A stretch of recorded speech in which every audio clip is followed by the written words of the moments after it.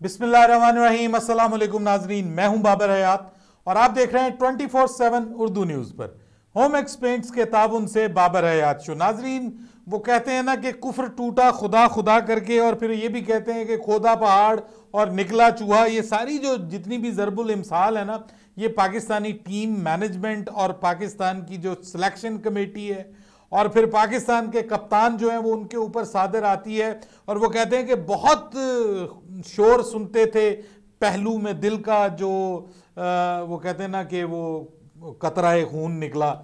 गालिब का शेर अब मुझे पूरा याद नहीं आ रहा और आना भी नहीं चाहिए क्योंकि जो हालात हैं इस वक्त पाकिस्तान की टीम के, और टीम पहुंच गई है न्यूजीलैंड फाइनली। इस वीडियो की रिकॉर्डिंग से चंद घंटे पहले, 1-2 घंटे पहले पाकिस्तान की टीम जो है वो न्यूजीलैंड पहुंची है और न्यूजीलैंड पहुंच के टीम हमारी करेगी रेस्ट। वैसे तो पहुंचने के बाद भी मुझे लगता है वर्ल्ड कप में भी शायद हमारी टीम रेस्ट ही करे और फिर वापस आके भी रेस्ट ही करे, क्योंकि जो हालात बने हुए हैं इस वक्त और जो हमारे फैंस हैं क्रिकेट के, उनके जो दिल टूटे हुए हैं, उनकी मैं कहता हूं कि क्या बात है। मैंने उस दिन वीडियो में बहुत ज्यादा गुस्से का इजहार किया और मुझे अब लोग कह रहे हैं कि बाबर भाई गुस्सा किया करें। आप गुस्सा क्यों नहीं करते? आपका गुस्सा जायज है, हमारे जज्बात पहुंचाएं आप पाकिस्तान क्रिकेट बोर्ड तक। तो जनाब, जज्बात तो आपके जितने मर्जी हम पहुंचा लें, लेकिन वहां जो है ना वो कानों के ऊपर जूं तक नहीं रेंगनी। और बाबर आजम साहब का लेटेस्ट अब पॉडकास्ट सामने आ गया है। पाकिस्तान क्रिकेट बोर्ड ने जो अपना लेटेस्ट पॉडकास्ट रिलीज किया है, उसमें बाबर आजम साहब ने कुछ बड़े ही फलसफियाना किस्म की जो है वो गुफ्तगू की है, उसके ऊपर हमने बात करनी है। और साथ में आपको बताना है कि जी आखिरकार कौन सी तब्दीली जो है वो होने जा रही है पाकिस्तान के T20 वर्ल्ड कप स्क्वाड में, और बड़ी तोपखान किस्म की तब्दीली होने जा रही है। और फिर आपको ये भी बताना है कि अब हमारे चीफ सेलेक्टर यानी मिस्टर लैपटॉप, उन्होंने अपने लैपटॉप का दरवाज़ा खोला है और बताया है कि शर्जील खान और आजम खान, इन दोनों खानों को हमने टीम में क्यों नहीं डाला। हालांकि वो खुद कह चुके थे कि ये हमारे 18 में है, और पता नहीं किस तरह से वो 18 में थे और कैसे 18 से बाहर निकल गए, ये भी मैं आपको बताऊंगा।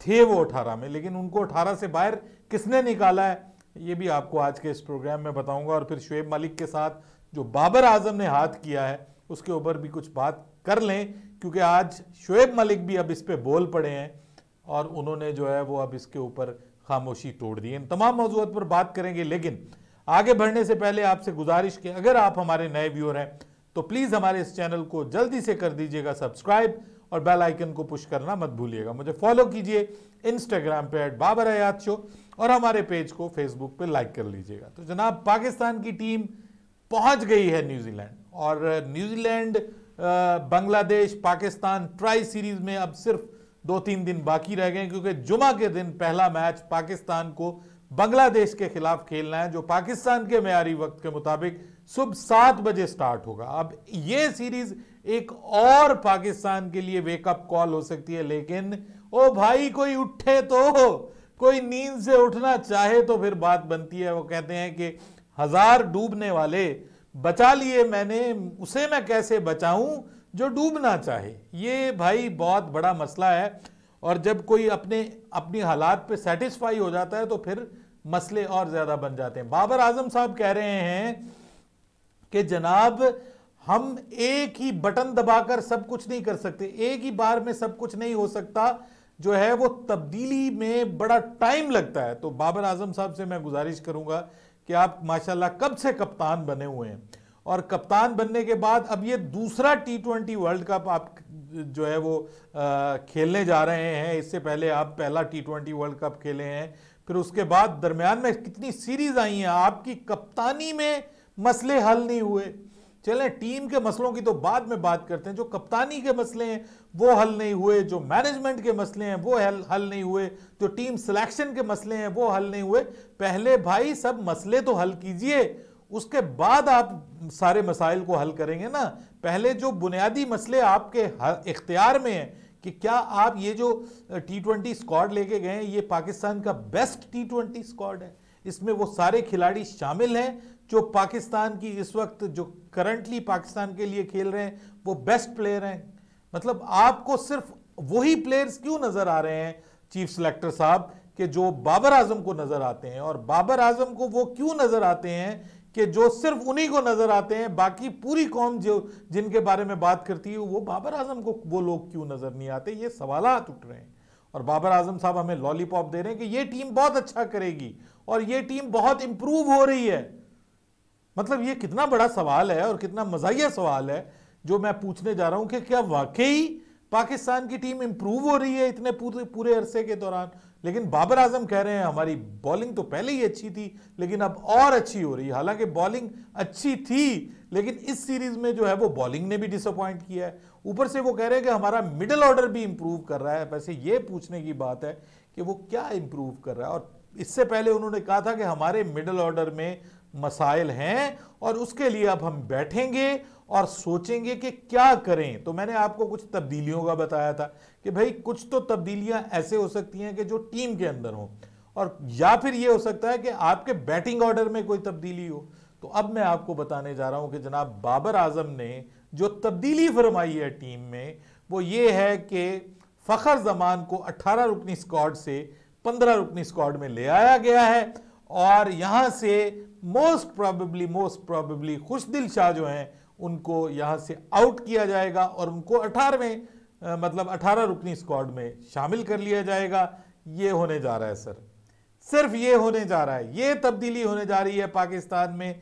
और इसके अलावा और किसी तब्दीली की अगर मैं और आप हम सब अगर उम्मीद लगाए बैठे हैं तो वो उम्मीद हमें छोड़ देनी चाहिए।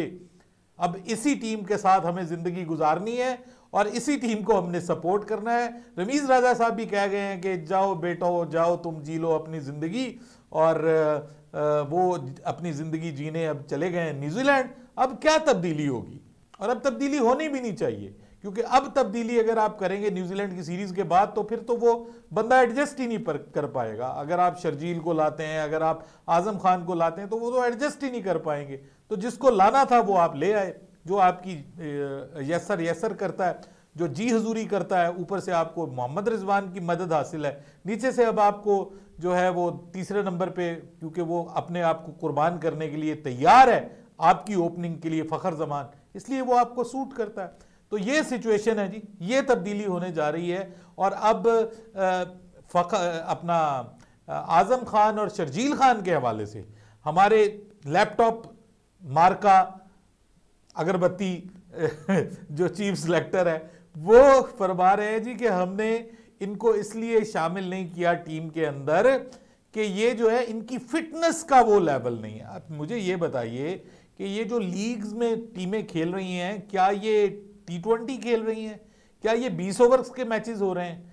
क्या इन मैचेस में ये जो दोनों लोग हैं, एक का नाम शर्जील खान है, दूसरे का नाम आजम खान है, क्या ये लेट जाते हैं या ये गिर जाते हैं या एड़ियां रगड़ना शुरू कर देते हैं कि हमसे नहीं खेला जाता, हमको ना टीम में शामिल करो, ये ना करो? अरे भाई वो मैचेस खेल रहे हैं, वो टॉप की परफॉर्मेंसेस दे रहे हैं। आपके नेशनल T20 कप में अगर आपने किसी एक बंदे को डाला हुआ है तो उसको क्या तकलीफ है कि टीम के अंदर क्या आप पत्थर के लोग लेके आए हुए हैं या आप लोहे के लोग लेके आए हैं? हर दूसरे दिन आपका बंदा जो है कोई ना कोई वो फटड़ हुआ होता है। ये कौन सा आप जो है वो लेवल सेट कर रहे हैं जी फिटनेस का?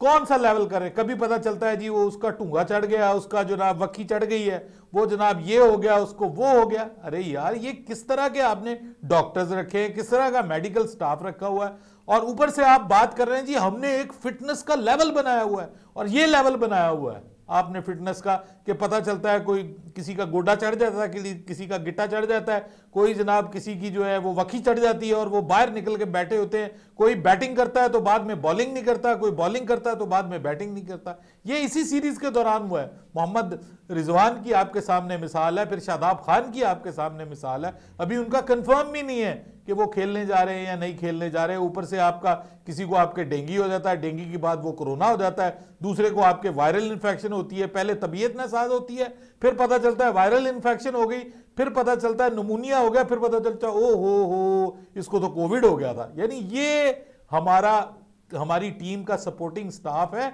16 रुकनी सपोर्टिंग स्टाफ गया जी हमारी टीम का, 13 रुकनी, 16 रुकनी टीम है और 13 रुकनी लोग जो है जो स्टाफ है वो साथ में गया। और उसकी ये परफॉर्मेंस देखें आप, उसकी ये कारकर्दगी आप देखें, क्या कमाल है। और अब कह रहे हैं जी कि वो फिटनेस नहीं है उनकी अच्छी, और फिर उन्होंने कहा कि हमने उनको बहुत कहा है कि अपनी फिटनेस ठीक करो, उनको हमारी बात समझ ही नहीं आई। ये अजीब बात है। फिर आप उनको डोमेस्टिक में क्यों खिला रहे हैं? क्या आपकी डोमेस्टिक का कोई फिटनेस लेवल नहीं है? यार अगर डोमेस्टिक का फिटनेस लेवल नहीं है तो आप ऊपर फिटनेस लेवल को किस तरह से बरकरार रख सकते हैं? अगर आपकी डोमेस्टिक प्रीमियम डोमेस्टिक टूर्नामेंट्स में आपके प्लेयर्स फिट नहीं हैं फिजिकली, तो फिर वो इंटरनेशनल क्रिकेट में कैसे फिट हो सकते हैं जी? और क्या इमाद वसीम को भी फिटनेस का मसला था? क्या जो दूसरे प्लेयर्स हैं, शोएब मकसूद का भी उन्होंने नाम लिया कि जी उसकी भी फिटनेस का मसला है। अरे भाई अब तो वो फिट है, लेकिन आपको वो भी नजर नहीं आ रहा। सो ये सारी कहानियां छोड़ दें सर, सब कुछ पता है कि क्या चल रहा है पाकिस्तान की टीम में। दोस्तियां यारियां चल रही हैं, बाबर आजम साहब की मर्जियां चल रही हैं, और बाबर आजम जिम्मेदार हैं इस सारी चीज के। अब जो होगा वो बाबर आजम जिम्मेदार होंगे, और शोएब मलिक के भी जिम्मेदार बाबर आजम है। शोएब मलिक ने डाल दिया है बात बाबर आजम पे। उन्होंने कहा मैं तो पाकिस्तान टीम से रिटायरमेंट लेना चाह रहा था, मुझे रिटायरमेंट लेने से रोका है बाबर आजम ने, और कहा है कि जब हमें आपकी जरूरत पड़ेगी हम आपको इस्तेमाल करेंगे। फिर उन्होंने कहा कि मुझे बांग्लादेश लेके गया, फिर उसने मुझे कहा कि आपको वेस्ट इंडीज के खिलाफ जो सीरीज है उसमें आपको रेस्ट देना है, हमने नए लड़के ट्राई करने हैं। और उसके बाद फिर भूल ही गए मुझे कि मैं भी कोई दुनिया में पाया जाता हूं या नहीं पाया जाता हूं। आप लोग जो है वो मोहम्मद आमिर की बात करते हैं, और खुदा का खौफ करो, जो बेचारे खुद को प्रेजेंट कर रहे हैं कि हम अवेलेबल हैं, उनको ये नहीं देख रहे, और आप उसकी बात कर रहे हैं कि जो इस मूड में नहीं है कि वो अपनी रिटायरमेंट वापस ले। तो ये सारी सिचुएशन है जी। तब्दीली जो है वो मैंने आपको बता दी है, और आंखें खुल गई हैं तब्दीली को देख के, क्या बड़ी तब्दीली की गई है।